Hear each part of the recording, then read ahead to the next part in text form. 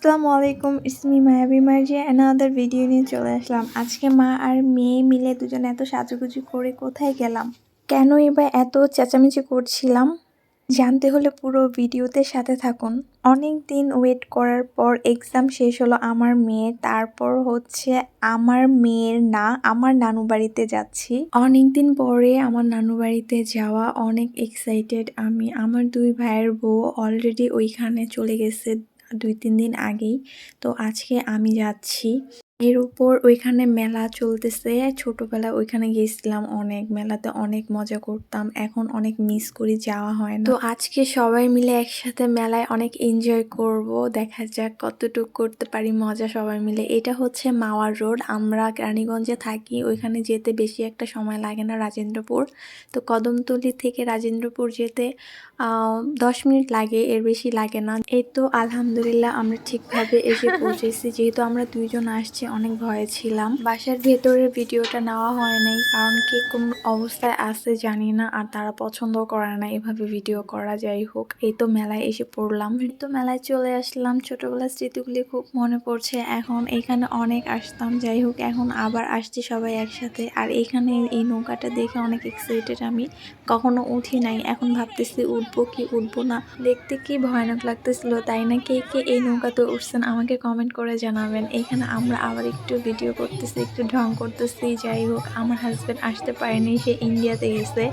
এখন ফ্রিডাম, মনের সুখে অনেক আনন্দে ঘুরতেছি, হাসতেছি, কারণ জামাই নেই। জামাই থাকলে বুঝেন তো, আমার হাজব্যান্ড কখনোই পছন্দ করে না মেলায় যাওয়া, তো পারমিশন নিয়ে আসছি।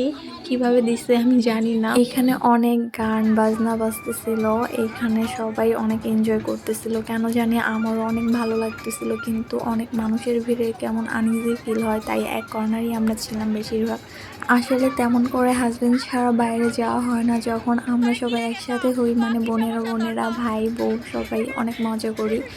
এখন হচ্ছে কথা, হাজবেন্ড নাই বলে যে একদম ফ্রি হয়ে গেছি তা না, বাচ্চা নিয়ে আসছি, ওদের এনজয়ের জন্য আরও বেশি আশা। আমার মেয়ে অনেক এক্সাইটেড মেলায় যাবে।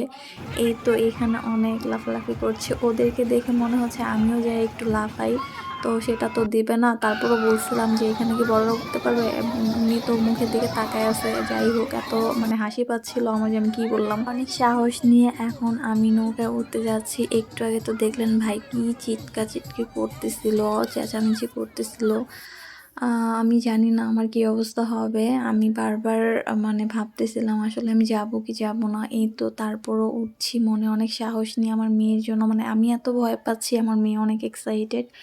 আরও অনেক বাচ্চারা বসছে আমার পিছনে, দেখতে পারতেছেন অনেক বাচ্চারা বসছে। মানে ওরা ওইভাবে বসে কিভাবে মানে নিজেকে কন্ট্রোল করছে আমি জানি না। আমার অবস্থা কি হয়েছে একটু পরে আপনি দেখতে পারবেন। এই দেখেন আমার যে অবস্থা হয়েছে, মানে আমি উঠে বলতেছি আল্লাহ আল্লাহ আমাকে নিচে নামো, আমি আর কখনো উঠবো না। তারপর একটা ফুচকা কর্নারে চলে আসলাম, এইখানে আমরা সবাই মিলে আজকে ফুচকা খাবো। আমি তেমন একটা বাইরের খাবার পছন্দ করি না, খাইও না কখনো, ডাক্তারেরও নিষেধ আছে, ওদের যন্ত্রণায় আসতে হয়েছে। এই তো ওরা অনেক মজা করে খাচ্ছে।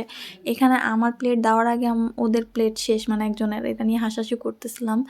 রাতের বেলায় অনেক মজা করে গেম খেলতেছিলাম, এর মধ্যে খবর আসে আমার ছোট ভাইয়ের ফুপা শ্বশুর মারা যায়, আর হচ্ছে আমার নানির বোন, মানে ওইটাও আমার নানি, উনিও মারা যায়। এর মধ্যে সবার মন খারাপ হয়ে গেছে, তাই আমার খালামণি পিঠা বানাইতে চাইছে, সেটা আর খাওয়া হয়নি, বাসায় এসে পড়ছি। এর মধ্যে আমার নানু অনেক অসুস্থ হয়ে যায়, এটা শুনে আমার আম্মা তখন ওখানে যায়। যখন একটু সুস্থর দিকে, তখন আমার খালামণি শখ করে আবার পিঠা বানায়, সেগুলি আবার আমাদের জন্য বাসায় আম্মার কাছে পাঠায় দেয়। তারপর এই পিঠে এখন খাচ্ছি বসে বসে, আর আপনাদের সাথে দেখাচ্ছি যে এই পিঠার ওই রহস্যটা যে কেন খাওয়া হয় নাই। আমরা তো চাইছিলাম ওখানে গিয়ে সবাই মিলে মজা করে খাবো, কিন্তু সেটা আর হয় নাই। যাই হোক, ওনাদেরকে আল্লাহ বেহেশত নসিব করুক, আর সবাইকে আল্লাহ সুস্থতা দান করুক, তাদের সাথে আমরাও জানি সুস্থ থাকি, আল্লাহর কাছে এটাই চাওয়া।